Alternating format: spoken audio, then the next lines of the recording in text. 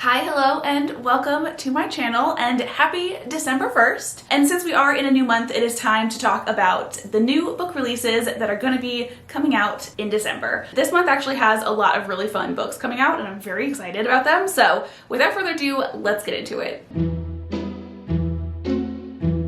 Before we actually get into the December releases, I want to rewind a little bit and talk about one November release. And that book is Mountain Made of Glass by Scarlett St. Clair. Scarlett St. Clair is 1000% an instant buy for me. I have loved every single thing that she has written, and I have actually already read Mountain Made of Glass. I read it on my Kindle a while back, but now you can actually get like a physical copy of it, and I 1000% am going to do that. If you're unfamiliar with Scarlett St. Clair, she does write spicy, smutty books, and I just cannot get enough of them. I do think this book is considered more like a novella. It was a pretty quick read. I think I read the whole thing in like 4.5 hours or something like that. But it was really fun, and there was actually a lot packed into that little book. I did talk about it in a reading wrap-up of some sort. I'll look it up and I'll link whatever month I talked about it down below if you want to kind of see my thoughts on the book. But I really enjoyed it. So this book is about a girl named Gisela, and essentially her town is cursed, and every year the town kind of volunteers one of the villagers to try to break the curse. And this year they volunteered Gisela because she's kind of like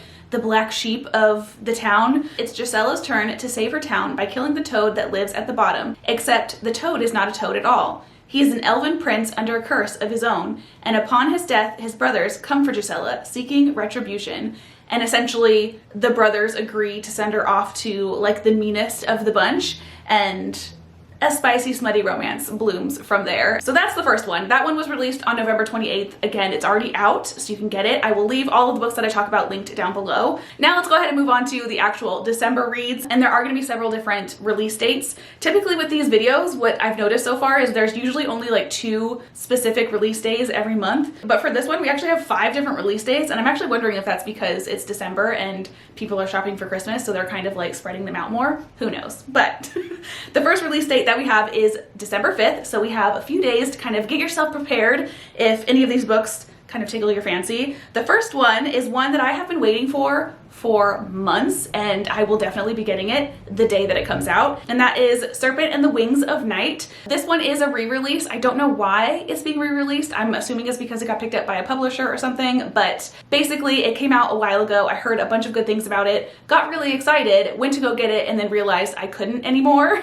So I've been waiting very impatiently, and it's finally time. I cannot wait. The synopsis for this one says, The Hunger Games meets vampires in this heart-wrenching, epic fantasy romance of dark magic and bloodthirsty intrigue from best-selling author Carissa Broadbent. Literally, the fact that it's a Hunger Games-esque type book with vampires, immediately sold. I literally don't need to know anything else. The next one is A River of Golden Bones by A.K. Mulford, and first of all, the cover of this one is so stinking cute. It looks very kind of like Lisa Frank-esque, which I was completely obsessed with when I was a kid. So just with like the cover alone, I'm already like sold on this book. So it does say that this is supposed to be a romantasy trilogy, so we will be getting 2 more books after this one, so that's fun. A River of Golden Bones begins a journey of self-discovery, romance, and adventure as she/they comes out of hiding to save her sister from a malicious, powerful sorceress and her dangerous sleeping curse. Ooh, okay. I don't think I've actually ever read the synopsis for this book. I literally think I added this purely because it was a fantasy romance and the cover. Twins Kala and Briar, I don't know if I'm saying that correctly, have spent their entire lives hiding from the powerful sorceress who destroyed their kingdom and from the humans who don't know they are wolves. Each twin has their own purpose in life. Briar's is to marry the prince and save the Golden Court. Kala's purpose is to remain a secret, her twin's shadow, the backup plan. How awful.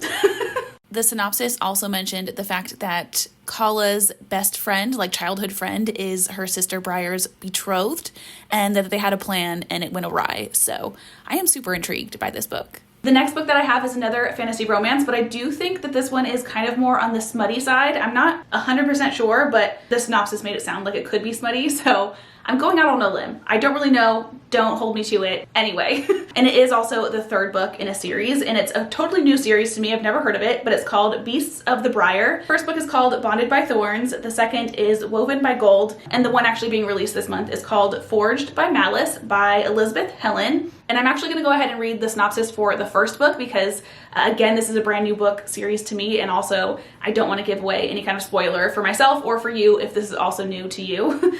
Ooh, okay. There's a little quote at the top before the synopsis. It says, 4 beastly princes, 1 awkward bookworm, an enchanted world of fae, magic, and danger. I've always loved fairy tales. I never imagined I'd actually be in one. When my father wanders into the enchanted realm of the fae, I know I have to go after him. But when he gets imprisoned, I'll do anything to save him, even trade my freedom for his. I had no idea I'd end up imprisoned by 4 sexy fae who turn into beasts at night. After reading that, I definitely feel like this is going to be a smutty series, and I'm actually kind of excited. I haven't read like smut in a while. I have to win my freedom, and that means making a bargain with them. They must find their mates in order to break the curse. If I can help them do that, they'll set me free. Sounds simple, right? It's not, because against my better judgment, I'm starting to fall for these beastly princes. I've mentioned this before, but when it comes to smutty books specifically, I do actually kind of like the multiple partner kind of thing, and that is kind of what this sounds like. Also, too, that first little bit of the synopsis kind of reminds me of the starting plot of Beauty and the Beast, so I'm definitely intrigued by this series. The next book on my list, I think, is one that a lot of people are going to be really excited for, specifically people that liked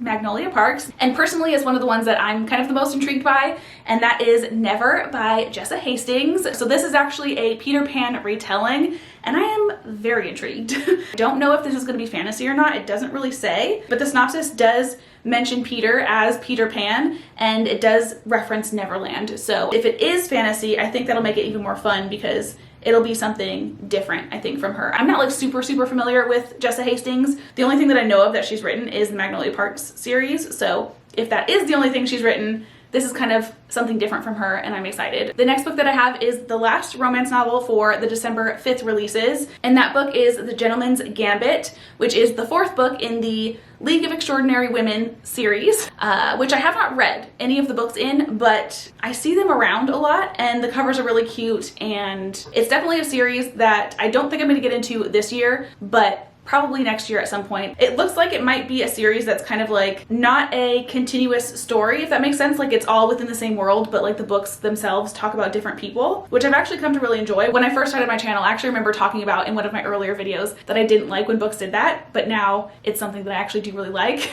That being said, The Gentleman's Gambit is the 4th book in the series, like I said, and just in case there is kind of one storyline in there that's in all of the books or something like that, I don't want to give anything away, so I'm not going to read the synopsis for this one. But if you're watching and you've read this series and you have any kind of like insightful information that somebody interested in potentially reading this series might want to know, go ahead and leave it down in the comments. Second to last book in the December 5th releases is The Curse of Penrith Hall by Jess Armstrong. I don't know if I'm saying Penrith right, but this cover looks very intriguing, and the top of the synopsis says an atmospheric gothic mystery that beautifully brings the ancient Cornish countryside to life. So basically this is a gothic mystery, which I feel like is actually kind of perfect for the colder winter months. I just kind of like picture myself like cozying up in a blanket, reading something. I was gonna say reading something hot, drinking something hot, and reading something kind of like dark and suspenseful. So this kind of sounds perfect for that. So this is basically about an American heiress named Ruby, and it says, when Ruby is forced to deliver a box of books to a folk healer living deep in the Cornish countryside, she is brought back to the one place she swore she'd never return.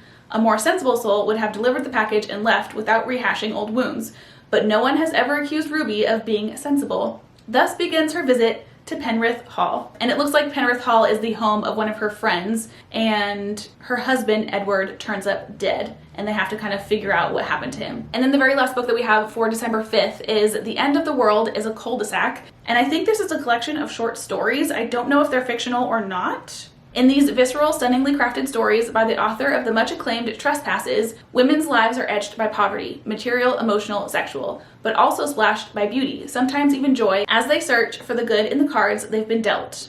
And it definitely sounds like it's going to be depressing, but I also think it could be kind of like cathartic. Also, too, I just really randomly love this cover. I feel like this is one that I would kind of like showcase on my bookshelves as kind of like a little piece of art. That being said, I feel like I've seen this cover and this title before, so I'm wondering if this is a re-release. Either way, I'm really intrigued, and this is definitely one that I don't think I'm gonna like rush out to get, but I do definitely want to pick up at some point. Now let's go ahead and move on to our next release date, which is December 7th, so only a couple days later, and there's really only one book, which is Gold by Raven Kennedy, and this is the 5th book in the Plated Prisoner series, which I do own the entirety of right here.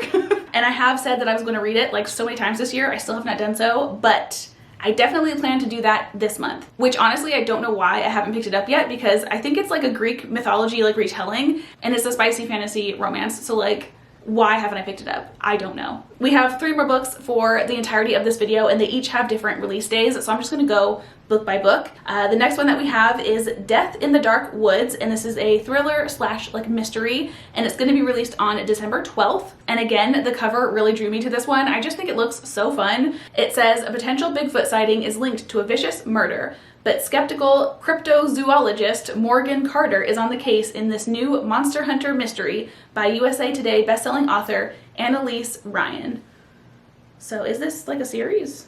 Yes, this is actually book 2 of Monster Hunter Mysteries. Oh, okay, I've actually seen book 1 before in Barnes & Nobles. It's called A Death in Door Country. Typically with these type of like murder mystery series, you don't necessarily have to read them in order, but there is kind of that main like detective character that is throughout every single book, so it's probably beneficial to read them in order. So again, I'm gonna kind of leave the synopsis where it's at. Basically, this is about a murder and a potential Bigfoot. It sounds like it could be really fun. Also, too, I just really love murder mystery. They're my favorite type of thriller books, so there's that one. Second to last book for this entire video is another really pretty cover. This one is A Serenade to the Elf Queen, an elven fantasy romance by Nero J. Hale. And this does look like this is going to be the first book in a series with a release date for December 23rd.